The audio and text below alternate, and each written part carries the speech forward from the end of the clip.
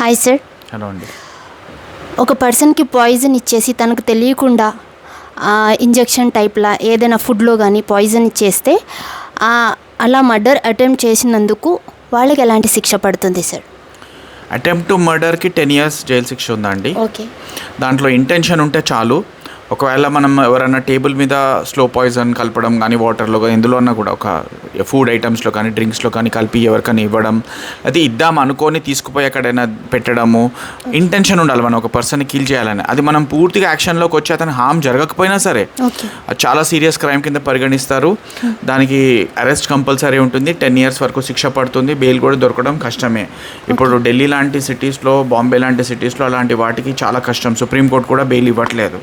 Attempt to murder నేను చూసిన ఒక కేసులో ఏమైందంటే ఒక పర్సన్ ఇంకొక పర్సన్ని షూట్ చేశాడు రివాల్వర్ తోటి. అయితే షూట్ అయిన పర్సన్కి దెబ్బ తగలలేదు, జీన్స్లోంచి వెళ్ళిపోయింది బుల్లెట్. అయినా సరే ఏం జరిగిందంటే అతను ఆల్మోస్ట్ 7 years 8 years కూడా జైల్లోనే ఉన్నాడు. బెయిల్ దొరకలేదు. అతని తరఫు నుంచి అడ్వకేట్ స్పెషల్ లీవ్ పెటిషన్ వేశాడు. స్పెషల్ లీవ్ పెటిషన్ వేసి బెయిల్ అడిగినా కూడా ఇవ్వలేదన్నమాట. చాలాసార్లు రిజెక్ట్ అయింది.